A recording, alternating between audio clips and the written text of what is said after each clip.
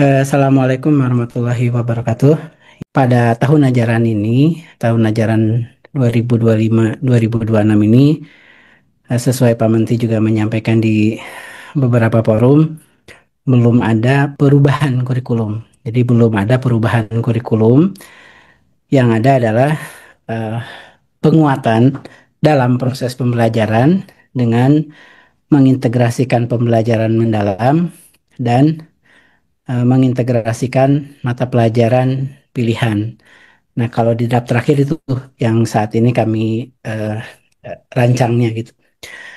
Memang yang terjadi pengaruhnya ke perubahan peraturan. Ada beberapa perubahan peraturan menteri, tapi bukan perubahan ke kurikulumnya. Ini biasa mungkin terjadi juga kita dalam perjalanan kurikulum kita, misalkan kurikulum 13 juga sejak diterbitkan di 2013 pada saat itu eh, beberapa kali direvisi peraturannya, tapi kurikulumnya itu tetap. Misalkan pertama kali Permendikbud 81A, lalu direvisi di tahun 2014, direvisi lagi di 2016, dan direvisi lagi 2018. Peraturannya ada perubahan-perubahan, penyesuaian, tetapi secara substansi itu masih kurikulum 13. Nah, begitu pula untuk saat ini yang kurikulum Merdeka secara substansi itu tidak pergantian kurikulum, tapi ada perubahan peraturan untuk penyesuaian kebijakan dua hal tadi.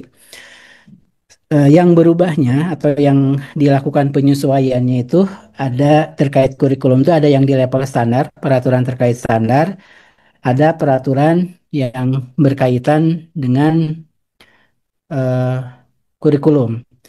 Peraturan yang berkaitan standar yang direvisi adalah standar kompetensi lulusan dan standar isi. Untuk standar kompetensi lulusan ini sudah terbit. Untuk standar isi sebenarnya proses harmonisasinya sudah selesai, jadi nunggu di tanda tangan dan nunggu diundangkan. Mungkin eh, nggak akan lama lagi ya. Informasinya sih sudah tinggal penandatanganan gitu. Untuk standar isi, nah dua standar lagi proses dan penilaian sampai saat ini itu belum ada pembahasan untuk dilakukan revisi. Jadi standar proses penilaian itu tuh masih tetap sampai saat ini kami belum ada diskusi gitu ya untuk direkomendasikan merevisi dua standar lagi. Jadi proses dan penilaian itu tetap. Lalu selanjutnya setelah dipertimbangkan karena perlu memperbaiki terkait dengan pembelajaran masuk ke dalam kurikulum, pendekatan pembelajaran masuk ke dalam peraturan kurikulum. Lalu mata pelajaran pilihan coding kecerdasan artifisial itu juga perlu masuk ke dalam eh, kurikulum, maka eh, kami melakukan revisi. Revisinya itu bentuk perubahan peraturan menteri. Jadi bukan pergantian menteri, bukan pergantian peraturan, tapi perubahan. Perubahan itu seperti PP 4 melakukan perubahan terkait PP 57. Jadi nantinya hanya ada beberapa pasal yang disesuaikan. Jadi tidak seluruh pasal. Sehingga peraturan 12 itu masih tetap berlaku. Jadi perubahan atas Permen 12 sehingga yang perubahan itu yang hanya pasal-pasal terkait saja. Nah, oleh karena itu Ibu Bapak, di dalam peraturan 12 itu kan mengatur struktur kurikulum itu mencakup intrakurikuler, kokurikuler, dan ekstrakurikuler. Jadi dalam kurikulum itu ada intrakurikuler, ada kokurikuler, dan ada ekstrakurikuler. Di mana dalam intrakurikuler, kokurikuler, dan ekstrakurikuler itu ada kompetensi, ada muatan, dan ada beban belajar. Nah, itu yang di pengaturan eh, saat ini. Dan oleh karena itu, yang ada penyesuaian itu adalah berkaitan dengan kokurikuler dan ekstrakurikuler. Kalau pembelajaran mendalam kami sudah masukkan ini sebagai pendekatan di landasan filosofisnya, juga kami muat gitu ya terkait dengan pendekatan pembelajaran mendalam, dan juga tentu implikasinya ke revisi eh, profil pelajar Pancasila juga sudah disesuaikan dengan profil lulusan karena implikasi dari penyesuaian kebijakan pembelajaran mendalam ini.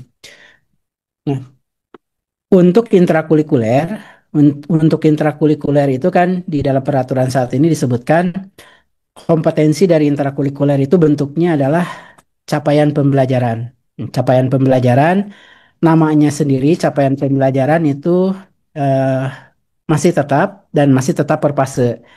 Nah, apakah ada revisi capaian pembelajaran? Ada, karena standarisasinya kita revisi, dengan kata lain mengurangi beberapa materi-materi yang tidak terlalu esensial.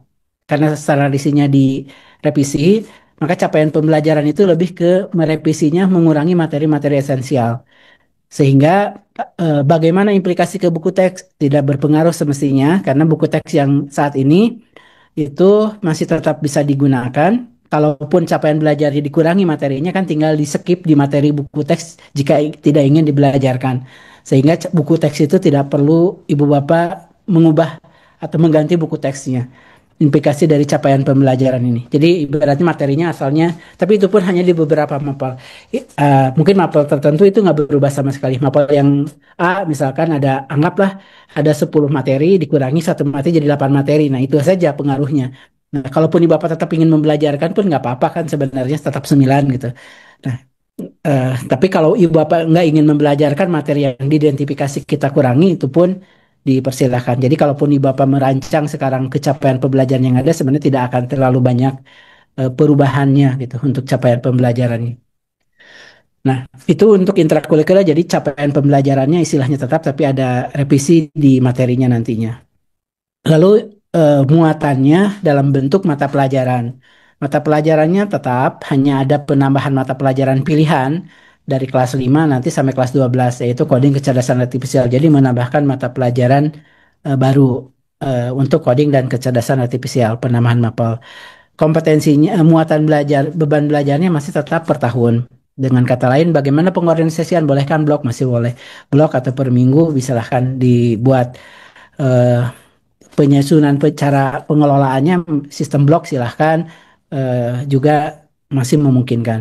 Nah, itu untuk intrakurikuler. Jadi intrakurikuler capaian kompetensinya berupa capaian pembelajaran tetap dalam peraturan itu, terus eh, kompetensi berupa mata pelajaran hanya menambahkan mata pelajaran coding KA. Alokasi waktu intrakurikuler hampir semuanya tidak berubah, tidak mengalami perubahan, hanya tambah coding KA.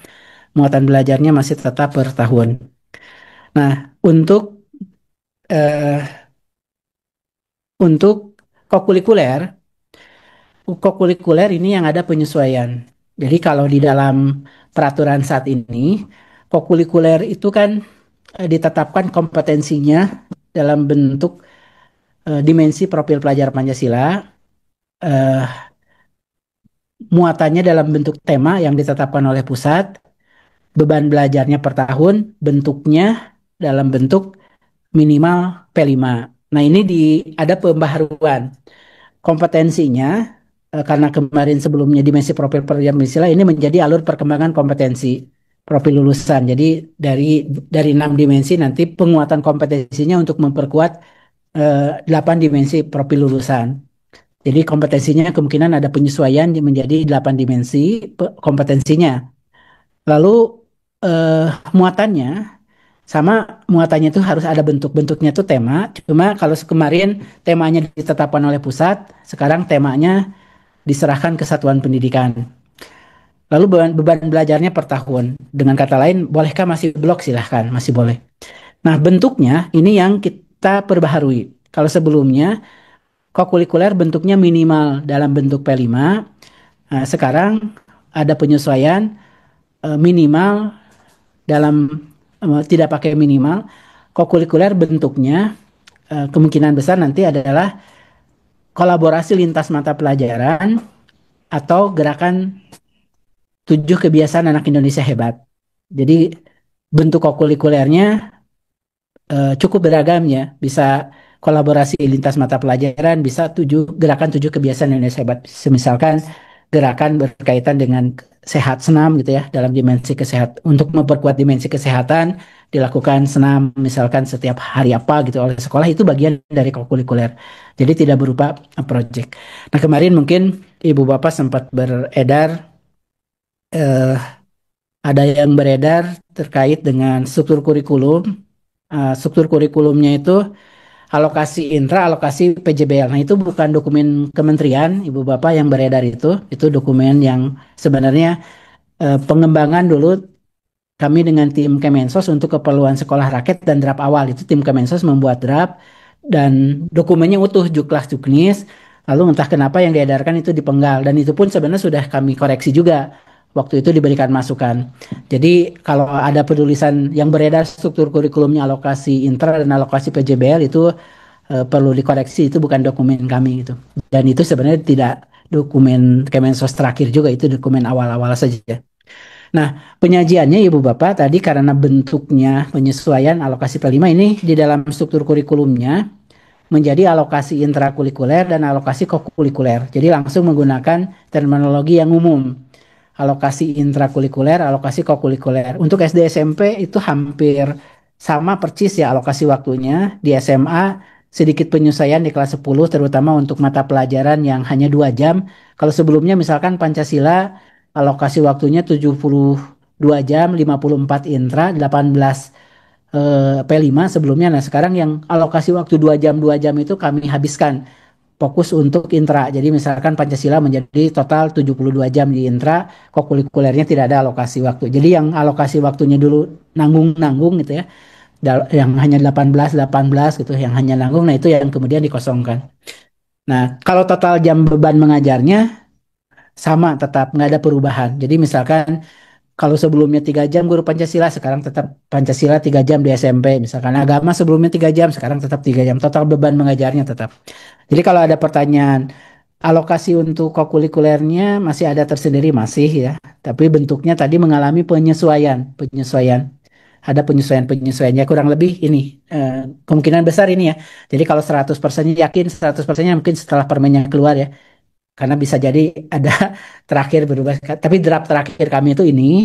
Nah, kalau ada terakhir, misalnya kok jadi beda, bisa mungkin di terakhir-terakhir ada perubahan. Tapi posisinya semoga ya segera keluar ya, karena harmonisasinya sudah selesai dari minggu lalu.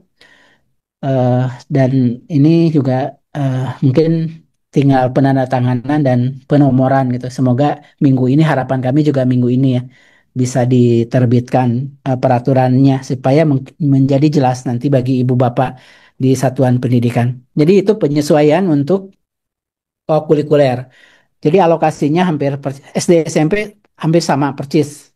SMP apalagi persis sama gitu. Alokasi.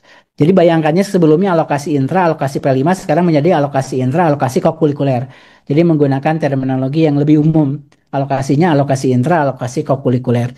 Dan untuk koordinator pun jangan khawatir, masih tetap terfasilitasi ya. Kemarin kan ada yang kekurangan beban jadi koordinator. Nah, itu masih terfasilitasi. Dengan beban kerja kemarin kan ada juga ya koordinator. Nanti walaupun namanya mungkin koordinator pembelajaran research project, tapi nanti dalam deskripsinya mungkin memfasilitasi untuk kokurikuler nantinya. Sehingga kokurikulernya tidak diarahkan ke project saja gitu. Nanti akan diperkuat juga di dalam deskripsi-deskripsinya. Nah, untuk kokurikuler itu penyesuaiannya ya. Jadi alokasinya tersendiri tetap, eh, terus ke temanya nanti jadi satuan pendidikan. Jadi aktivitasnya lebih beragam nanti, kolaborasi lintas mata pelajaran. Jadi tidak lagi melulu ke proyek atau produk. Tapi misalkan, oh untuk memperkuat dimensi iman takwa, sekolah membuat program, misalkan dalam 7 kebiasaan Indonesia untuk agama, misalkan apakah keagamaan, misalkan sholat duha atau mengaji bersama 1 jam, itu bisa jadi dalam rangka memperkuat dimensi kesehatan, iman takwa misalkan. Jadi bisa aktivitasnya yang cukup beragam. Atau misalkan, oh ini memperkuat kolaborasi mapel belum kuat, kita buat program yuk kolaborasi bersama, misalkan program STEM gitu. Lintas mata pelajaran dengan program STEM gitu untuk memperkuat, memperdalam mata pelajaran, itu juga bisa jadi kokurikuler. Nah, ketiga adalah ekstrakurikuler. Kalau ekstrakurikuler yang kami perbaiki adalah mengeksplisitkan, kalau sebelumnya kan implisit, tidak tertuang dalam peraturan, dituangkannya dalam panduan, sekarang dalam peraturan kami eksplisitkan, kemungkinan nanti eh, sekolah wajib menyediakan eskul pramuka atau kepanduan lainnya. Jadi dieksplisitkan itu.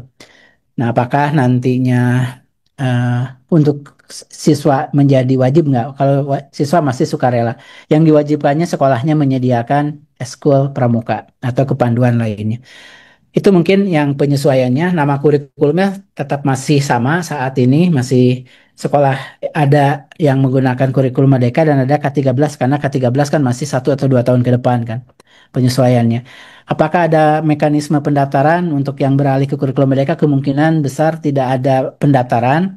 Kemungkinan nanti akan difasilitasinya sekolah yang mengubah sendiri dapodiknya. Kalau K13 ke kurikulum Merdeka nanti boleh mengubah balik ke berpindah, tapi kalau yang kurikulum Merdeka tidak bisa berpindah ke K13 karena kan tinggal 1 atau 2 tahun lagi K13 itu sudah berakhir gitu. Jadi yang diperkenankan kemungkinan nanti mengubah dari kurikulum 13 ke kurikulum Merdeka. Dan mungkin nanti tidak ada pendaftaran sendiri ya. Kemungkinan besar tidak ada pendaftaran. Sampai saat ini opsinya tidak ada pendaftaran, jadi nanti tinggal sekolah menyesuaikan dalam dapodiknya. Nah, itu penyesuaian-penyesuaiannya. Sekarang baru ke tema saat ini, ke kurikulum satuan pendidikan gimana implikasinya. Kurikulum satuan pendidikan ada peraturan menteri, norma-norma yang ada dalam peraturan menteri terkait kurikulum satuan pendidikan itu tidak kami otak-atik sama sekali. Norma yang ada di dalam peraturan menteri bahwa kurikulum ditetapkan satuan pendidikan, bahwa komponen minimalnya apa itu tidak berubah. Cuma nanti ada penyesuaian tentunya ya di dalam panduannya karena terkait dengan kalau di dalam permen kan bahasanya hanya bahwa komponen minimal adanya karakteristik, tujuan, pengorganisasian, dan perencanaan hanya itu aja. Nah, nanti pembaharuannya mungkin bagaimana pengorganisasiannya, bagaimana perencanaannya. Itu yang mungkin akan kami sampaikan ini penyesuaian-penyesuaiannya. Pertama untuk fungsi jelas ya terkait dengan dokumen kurikulum satuan pendidikan ini tidak mengalami pembaharuan, prinsip juga tetap bagaimana kontekstual, esensial, akurat, dan juga melibatkan berbagai kepentingan. Lalu sasarannya juga sama ya untuk kepala satuan pendidikan ngapain untuk pendidik, untuk tenaga pendidikan, untuk dinas, untuk para pengawas dan penilik ya. Karena untuk pengawas pendidik juga ini tagging dari kemarin ya untuk mendorong tiap satuan pendidikan di bawah binaannya mengembangkan kurikulum secara kreatif inovatif yang dijadikan sebagai referensi tiap anggota satuan pendidikan dalam merencanakan pembelajaran yang mengembangkan kompetensi murid dan pencapaian dimensi profil lulusan. Jadi penyesuaiannya untuk pencapaian dimensi profil lulusan. Kami hanya mengingatkan saja Ibu Bapak terkait dengan kurikulum satuan pendidikan ini di ini tidak diubah, cuma kami hanya mempertegas saja ya. Karena kan secara eksplisit ada peran koordinasi dan supervisi sesuai yang tertera dalam undang-undang dan peraturan pemerintah. Maka peran-peran pengawas, peran dinas ini yang kami ingatkan kembali, yang kita tuangkan dalam panduan ya. Dalam rangka kan perlu ada koordinasi supervisi pengembangan kurikulum satuan pendidikan. Maka nanti pengawas, dan sebenarnya dari tahun lalu sudah kita eksplisitkan, pengawas atau penilik memfasilitasi satuan pendidikan melakukan refleksi, mengidentifikasi masalah, membuat prioritas, memfasilitasi satuan pendidikan melakukan analisis dan lain-lainnya. Lalu dalam prosesnya melakukan fasilitasi, berdiskusi dengan kepala satuan pendidikan, memastikan kepala satuan pendidikan berdiskusi terkait dengan aspirasi pendidiknya.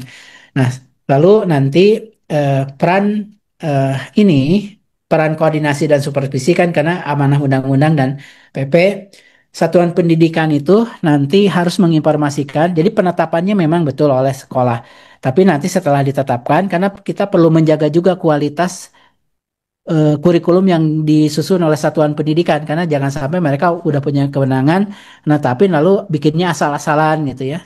Tidak atau hanya copy paste, nah itu kan perlu kita jaga. Maka nanti sekolah perlu menyampaikan ke dinas melalui pengawas bahwa satuan pendidikan sudah mengembangkan dan menetapkan. Nah, dinas nanti diwakili pengawas perlu melakukan supervisi terhadap satuan pendidikan untuk memastikan dokumen ini selaras dengan prinsip dan yang dijaga adalah komponen minimumnya.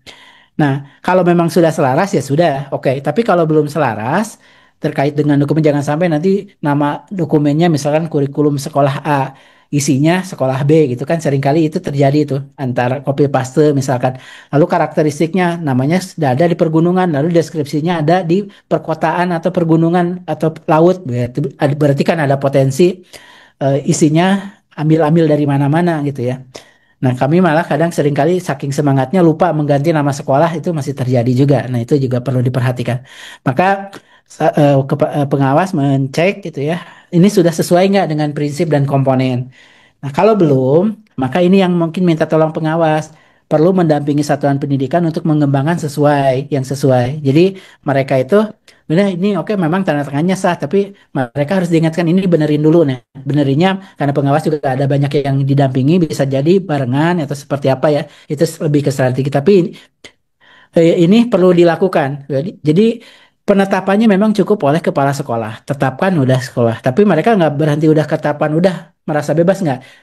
Ini perlu dijaga juga kualitasnya. Makanya peran koordinasi supervisi ini perlu dioptimalkan. Nanti sekolah sudah ngajukan dicek gitu ya. Kalau belum, nah tujuannya pengecekan itu untuk membantu sekolah-sekolah yang belum tanda kutip kurikulumnya belum selaras. Yang belum selaras maka perlu didampingi untuk mengembangkan. Nah, itu yang mungkin mengingatkan saja terkait peran koordinasi ya, karena di eh, di apa di di undang-undang kan secara eksplisit ya kurikulum satuan pendidikan ini perlu ada koordinasi dan supervisi. Di PP pun disebutkan koordinasi dan supervisi. Maka peran koordinasi supervisinya itu diperjelasnya di dalam peraturan itu, di dalam panduan itu seperti ini.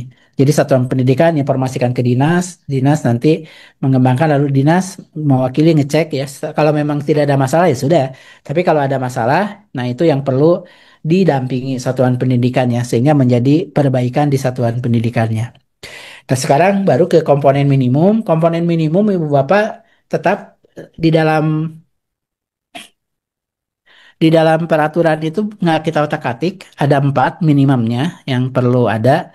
Eh, Satu karakteristik satuan pendidikan. Nah, mungkin karakteristik satuan pendidikan ya kan setiap tahun menyesuaikan. Mungkin karena ada siswa yang menyesuaikan, ada guru yang menyesuaikan ya silahkan disesuaikan.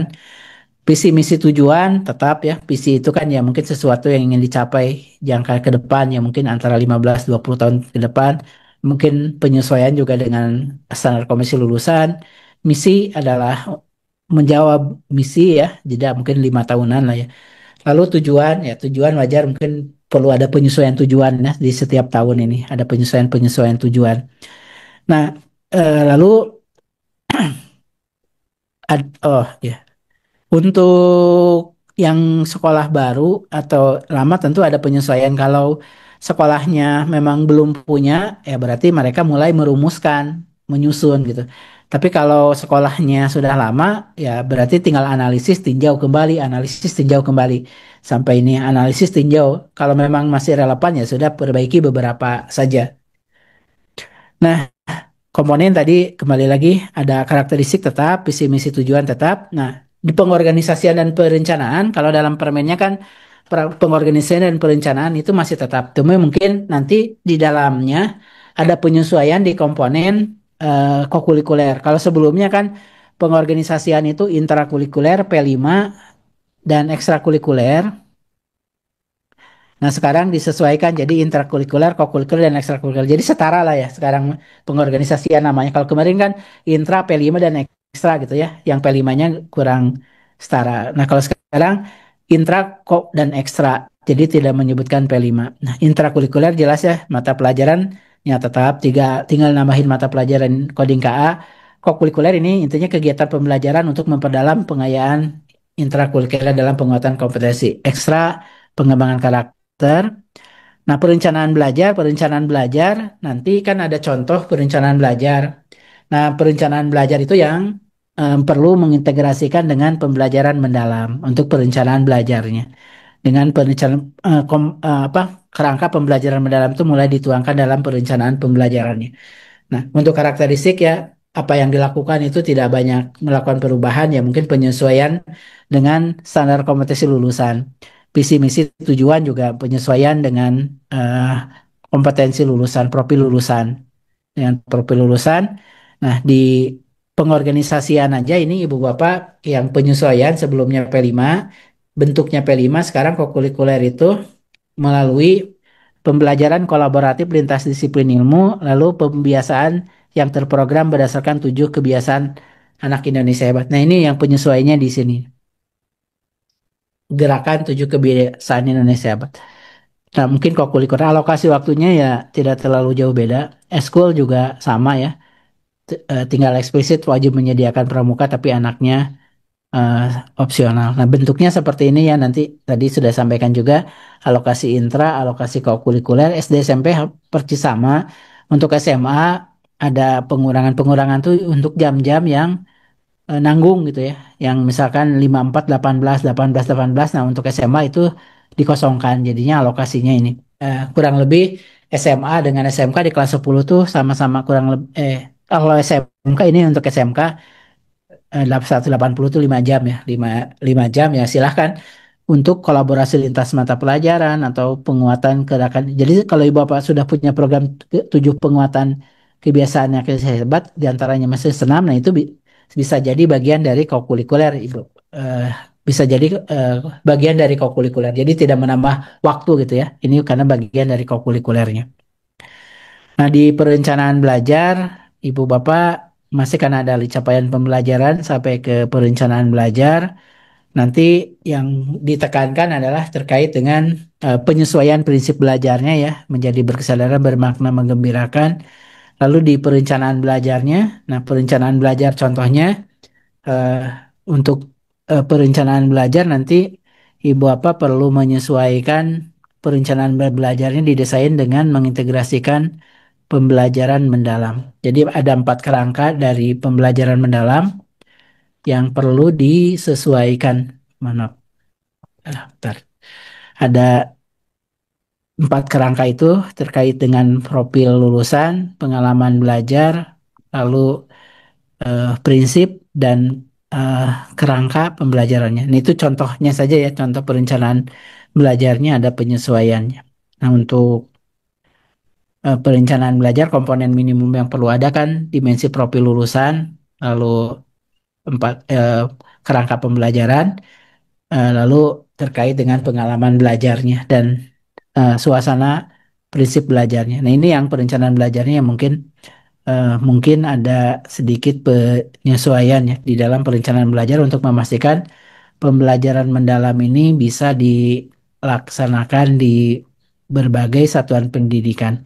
Nah, bentuk perencanaan belajarnya, Ibu Bapak, formatnya kalau template itu bebas ya. Untuk template masih tetap kita jaga bebas, jadi tidak mesti ke salah satu bentuk. Nah, misalkan ini contohnya, yang penting mengintegrasikan 4 kerangka pembelajaran mendalam. Misalkan contohnya ada dimensi profil lulusannya nih, lalu ada tujuannya. Ini nggak mesti lintas disiplin, topik tidak mesti ya. Yang penting ada adalah tujuan pembelajarannya. Lalu nanti ada pengalaman belajar dengan eh, prinsip belajarnya. Misalkan mengaplikasi dengan prinsip bermakna dan menggembirakan, misalkan. Nah, itu yang mungkin akan ada penyesuaian di perencanaan belajar terkait dengan pembelajaran mendalamnya.